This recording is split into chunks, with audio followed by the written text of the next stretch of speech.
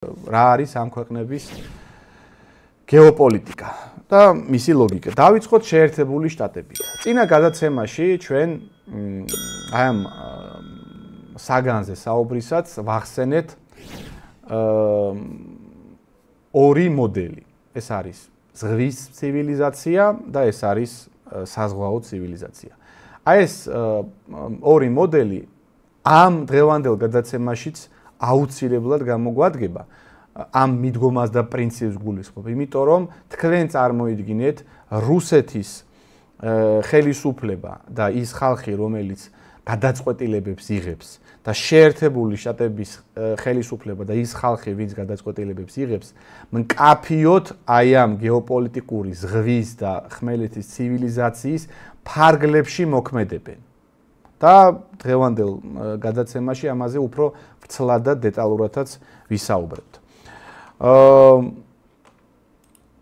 პირველ რიგში მნიშვნელოვანია, რომ გავიხსენოთ ასეთი აი ამ ზღვის და ცივილიზაციის კონცეფციის ფუძემდებლის, დამაარსებლის სახელი და გვარი, ცნობილი ბრიტანელი გეოპოლიტიკოსის და გეოგრაფის მაკინდერი დაგჭირდება არაერთხელ, იმიტომ რომ ის აღიარებულია როგორც აი ამ ორივე ქვეყნის გეოპოლიტიკის ლოგიკის მთავარი ასე ვთქვათ დოქტრინის შემქმნელი და რომ და მაკინდერის ფარგლებში ჩვენ ვიცით, რომ არსებობს ორნაირი სახელმწიფოები, ცივილიზაციები, აი როგორც აღნიშნე, ზღვის ცივილიზაციები და ხმელეთის ცივილიზაცია. და ხმელეთის ცივილიზაციის გული, აი მთავარი ქვაკუთხედი მაკინდერის კონცეფციით წარმოადგენს თანამედროვე რუსეთი და ეს პოსტსაბჭოთა სივრცის ქვეყნები, მათ შორის ნუ ცხადია საქართველო. და აი ამ ხმელეთის ცივილიზაციის გულს მაკინდერმა დაარქვა ჰარტლანდი. ამ კონცეფციის ერთ-ერთი გამაგრძელებელი შეერთებული შტატების შემთხვევაში, რომელიც მერე უკვე აისახა სახელმწიფო მიდგომებში, აისახა მთელ რიგ გადაწყვეტილებებში, აისახა მმართველების გარკვეულ სტრატეგიების შემუშავებაში, ერთ-ერთი ასეთი ცნობილი ასევე ამერიკელი გეოსტრატეგოსი, გეოპოლიტიკოსი, ადმირალი, ანუ უშუალოდ მათ შორის ამ საკითხანო ზღვის ცივილიზაციასთან უშუალოდ მყოფი საკუთარი პროფესიით ადმირალი იყო ალფრედ მეჰენი.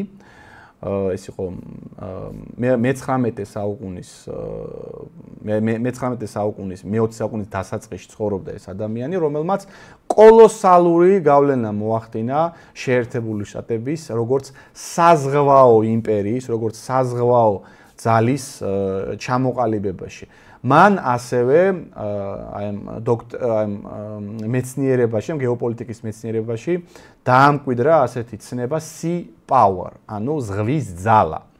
და მაჰენი, როგორც აღნიშნე, თავად იყო გემის კაპიტანი, თუ არ ვცდები მეორე რანგის კაპიტანი იყო, საკმაოდ მაღალ თანამდებობაზე იყო და ქონდა გემის სამხედრო გემსაც ის ფლობდა და არაერთი ომის მონაწილე იყო, მათ შორის აი მე-19 საუკუნის ბოლოს, როდესაც კუბა წაართვეს და ფილიპინები წაართვეს მაგალითად ესპანეთს, ანუ ამერიკა-ესპანეთის ომი რო იყო, ამ ომის ერთ-ერთი მონაწილე იყო.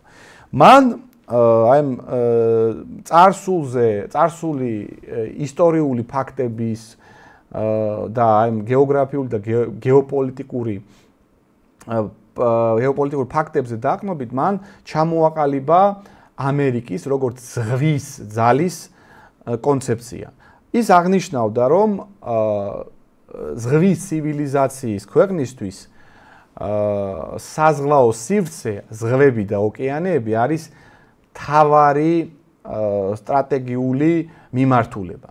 თუ ზღვის ცივილიზაციის სახელმწიფო ვერ აკონტროლებს ზღვას, ის ადრე თუ გვიან განწირულია დამარცხებისთვის, ამიტომ მაჰენი აღიარებდა მხოლოდ და მხოლოდ ექსპანსიონისტურ, ანუ აი ესეთ შემტევ საზღვაო ფორმას ზღვის ცივილიზაციის ქვეყნის განვითარების თვალსაზრისით და ის მოუწოდა ის ძალიან მარტივ დონეზე ხსნიდა რომ იმისთვის რომ ზღვის ცივილიზაცია გაძლიერდეს მას სჭირდება ტოტალური კონტროლი ზღვებზე, ზღვებზე, ოკეანეებზე, სრუტეებზე, გასასვლელებზე და ასე შემდეგ. ეს არის მაკინდერის, ასე ვთქვათ, მაკინდერს უბრუნდები. თუმცა ამან უფრო ვრცლად და უფრო დეტალურად აღწერა. ასევე ის აღნიშნავდა, რომ ზღვა თავისთავად ეს არის საკუთარი კულტურის, საკუთარი იდეოლოგიის გავრცელების საშუალება, იმიტომ რომ ზღვა არის სივრცე, სადაც რომლის მეშვეობითაც ნებისმიერ ქვეყანას, ნებისმიერ ხმელეთს მიადგები და არანაირი დაბკოლება არ გიჩნდება შენ. ასევე ის აღნიშნავდა, რომ ზღვის ცივილიზაციისთვის, ვინაიდან ზღვის ცივილიზაცია ყოველთვის უკავშირდება ვაჭრობას, კომერციას, ბიზნესს, ამ ფინანსური სავაჭრო თვალსაზრისითაც ზღვის კონტროლი აუცილებელია და ეს კონცეფცია, რომელიც მაჰენმა ჩამოაყალიბა, ამან ეს საკმაოდ გავრცელდა შემდგომ ამერიკის შეერთებულ შტატებში და არა მარტო ამერიკის შეერთებულ შტატებში, სხვათა შორის ბარემ სურათიც ვაჩვენოთ, რომ მაყურებლისთვის გასაგები იყოს, ვინ იყო ეს გენიალური ადამიანი, რომლის წარმოდგენებზე და სტრატეგიულ თეორიებზე შემდეგ ამერიკა განვითარდა და არა მარტო ამერიკა, მაგალითად მაჰენის კონცეფციით ხელმძღვანელობდა იაპონია, მათ შორის იაპონიის ის როგორც საზღვაო ძალის მცდელობა, რომელმაც მე ამერიკასთან ომით დასრულდა ეს ყველაფერი, ესეც მაჰენის კონცეფციის, უბრალოდ იაპონიის დაკოპირება იყო, იაპონიაც თუ ასე ვთქვათ ზღვას ვაკონტროლებთ, რატომ უნდა გააკონტროლოს მარტო ამერიკამ, იაპონიაც ხო რაღაც თვალსაზრისით კუნძულია შესაბამისად, აი მაჰენმა არა მარტო ამერიკის საზღვაო ძალას ჩაუდო საფუძველი, არამედ იაპონიაც ხელმძღვანელობდა. ასევე ხელმძღვანელობდა სხვათა შორის ფაშისტური გერმანია ცდილობდა საზღვაო ფლოტის შექმნას, თუმცა ეს წარუმატებელი მცდელობა აღმოჩნდა, თუმცა აქაც ხდებოდა მაჰენის წარმოდგენების და თეორიებით ხელმძღვანელობა. სტალინიც კი თქვენ წარმოიდგინეთ ხელმძღვანელობდა ამ კონცეფციებით. როდესაც აი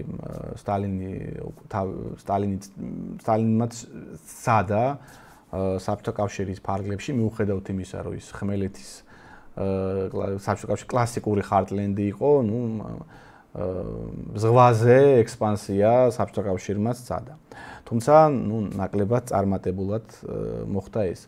და ერთ-ერთი ამერიკას რო დაუბრუნდეთ, თეოდორ რუზველტი და არ შეგვეშალოს ფრანკლინ რუზველტში, ეს ამერიკის 27 პრეზიდენტი, რომელიც პირველ მსოფლიო ომამდე მართავდა შეერთებულ შტატებს, იყო პირდაპირ იცნობდა მაჰენს და მაჰენის აი ამ დოქტრინით სხვათა შორის გაჭრა პანამის არხიც. აი დღეს რო ერთი ამბავია ამ არხის გარშემო ატეხილი და ტრამპი რო ომითაც კი იმუქრება, ეს ყველაფერი მაჰენის აზრები იყო, მაჰენის წარმოდგენები იყო და თეოდორ რუზველტმა ამ ყველაფრის უკვე პრაქტიკული განხორციელება დაიწყო. სადაც შორის კიდევ ერთხელ გამეორდები, არ შეგვეშალოს ფრანკლინ რუზველტში, აი ფრანკლინ რუზველტი ეს იყო უკვე აი ვაჩვენოთ, ეს მეორე მსოფლიო ომის დროს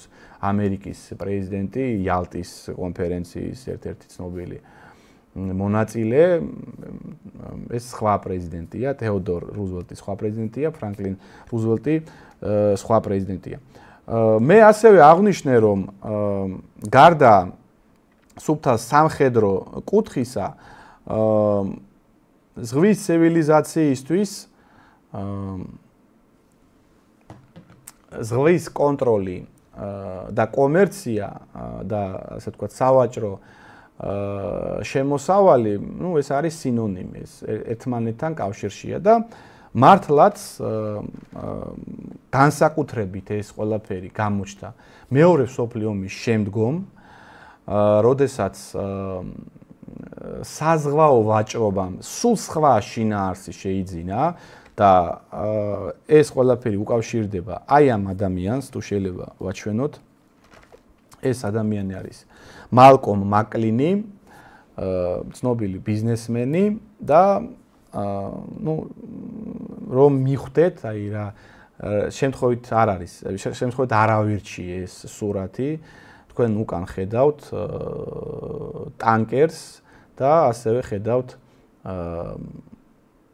კონტეინერს, ხო, სავაჭრო კონტეინერს. ამ ადამიანმა პირველად მოიგონა ეს კონტეინერით გადაზიდვის ეს ფორმა მიდგომა, რომელმაც კოლოსალურად შეცვალა საერთოდ საზღვაო სავაჭრო ნაოსნობა, შეგახსენებთ, რაში იყო პრობლემა. ერთ წუთი, ერთ სურათს გაჩვენებთ. აი ამ ადამიანებამდე სანამ ეს მალკომ მაკლინი გაჩნდებოდა, ზღვით ვაჭრობა ხდებოდა შემდეგი ფორმით. სხვადასხვა საშუალებებით, ძირითადად ავტომობილებით, სატვირთო მანქანებით მოქონდათ ტვირთი გემთან და მუშახელის მეშვეობით, აი ფიზიკური შრომით, ყუთებით და საკმაოდ პრიმიტიული ნელი და ძვირადღირებული ფორმით ხდებოდა აი ასე მერე ჩატვირთვა ამ პროდუქტის გემზე. მალკომ მაკლინმა მოიფიქრა, რომ შეიძლება გადავწყვეტ. მალკომ მაკლინმა მოიფიქრა, რომ იმისთვის, რომ უფრო გაემარტივებინა, ბევრად უფრო მოხერხებული და ოპტიმალური ყოფილიყო ეს მთელი მოქმედებები, მან მოიფიქრა, რომ აი პირდაპირ ამ კონტეინერში რო ყოფილიყო ჩადებული თავიდანვე ის პროდუქტი, რომელიც მერე უნდა ჩაიტვირთოს გემზე და მერე აი პირდაპირ ამ წეკრანის მეშვეობით აი ამ კონტეინერს სატვირთო მანქანიდან აიღებდა ჩატვირთავდნენ გემზე და ამ მოქმედებით თქვენ წარმოიდგინეთ დაახლოებით 40 ჯერ გაიაფთა ჩატვირთვაზე ხარჯები და ნუ დაახლოებით 3 ჯერ უფრო სწრაფად მოხდა ამ იმების დროის თვალსაზრისით დროის შემცირება ამ ჩატვირთვისგან ამან გამოიწვია ისეთი მოვლენა როგორიც არის გლობალიზმი ანუ საყოველთაო გლობალიზმი ვაჭრობის თვალსაზრისით ამან დიდი როლი ითამაშა და ცხადია ამერიკის შეერთებული შტატები როგორც ერთ-ერთი საზღვაო ცივილიზაცია და საზღვაო ბრძალა მისი ბუნებრივი და სტრატეგიული ინტერესია რომ ყველა საზღვაო გასასვლელს, ყველა საზღვაო სივრცეს ის აკონტროლებდეს. რო გავაგრძელოთ ამ თემაზე საუბარი, არა სავაჭრო კუთხით. ერთ-ერთი ასევე აი ამ კონცეფციის ამერიკის შეერთებული შტატების ჰეგემონიის და დომინაციის ერთ-ერთი აპოლოგეტი, სულის ჩამდგმელი და აქტიური მხარდამჭერი იყო ამერიკის შეერთებული შტატების 70-იან წლებში ამერიკის შეერთებული შტატების სახელმწიფო დეპარტამენტის ხელმძღვანელი, ანუ ჩვენებურად საგარეო საქმეთა მინისტრი, ლეგენდარული პიროვნება ჰენრი კისინჯერი. საერთაშორის შარშან მოკვდა 100 წლის ასაკში, ანუ 100 წელი იცხოვრა ამ ადამიანმა. და ეს ადამიანი იყო მართლაც ძალიან ავტორიტეტული, ანუ ისტორიულ გადაწყვეტილების პირდაპირი, არაერთი ისტორიული გადაწყვეტილების პირდაპირი შემქმნელი, ხელის მომწერი და მონაწილე იყო. და ეს ადამიანი თვლიდა, რომ ისიც ფოთაშორის ამ მაკინდერის ზღვის ცივილიზაციის და ხმელეთის ცივილიზაციის ამ კონცეფციის მხარდამჭერი იყო და ამ ლოგიკას ის იზიარებდა და შესაბამისად ასევე ის თვლიდა, აქედან გამომდინარე ის თვლიდა, რომ საბჭოთა კავშირი იყო მთავარი მოწინააღმდეგე შეერთებული შტატების, მთავარი მისი სამკვდრო საიცოცხლო მტერი, რომლის დასუსტება და რომლის განადგურების გარეშე ან დასუსტების გარეშე შეერთებული შტატები ვერ მოიპოვებდა ამ ერთპიროვნულ დომინაციას და ჰეგემონიას.